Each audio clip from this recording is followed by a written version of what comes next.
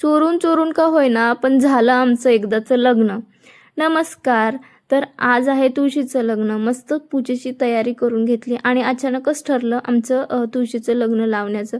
कारण इकडे कोणीच तुळशीचं लग्न लावत नाही आणि आमच्या इकडे सगळ्याच जणी सगळ्यांच्या घरामध्ये प्रत्येक घरामध्ये तुळशीचं लग्न लागलं जातं.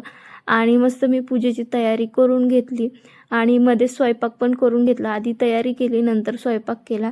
आणि चोरून चोरून का म्हणते, कारण इथे कोणीच तुळशीचं लग्न लावलेलं नाही आहे. आणि म्हटलं यांच्या इथे पद्धत आहे की नाही लग्न करण्याची म्हणजे तुळशीचं लग्न करण्याची. म्हणून मी ते स्किप केलं, कोणालाच नाही बोलवलं आणि आम्ही आमचंच घरात तुळशीचं लग्न लावून घेतलं. खूप छान वाटलं, खूप मस्त. आम्ही पूजेची तयारी वगैरे मी केली होती. मस्त मंगळाष्टका म्हटल्या, देवाला छान बाळकृष्णाला दह्या-दुधाने अंघोळ घातली, पूजेची तयारी केली छान आणि लग्न पण लावलं तुळशीचं आणि बाळकृष्णाचं. आणि दुसऱ्या दिवशी ही उत्तर पूजा करते मी. सगळं काही जे सामान होतं ते सगळं पूजेचं काढलं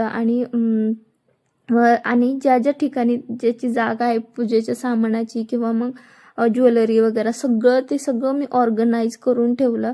आणि तुळस मी म्हणजे तुळशीचं लग्न करण्यासाठी ती खाली घेतली होती, पण आता सगळी तयारी करून मी ती पण वरती ठेवणार आहे.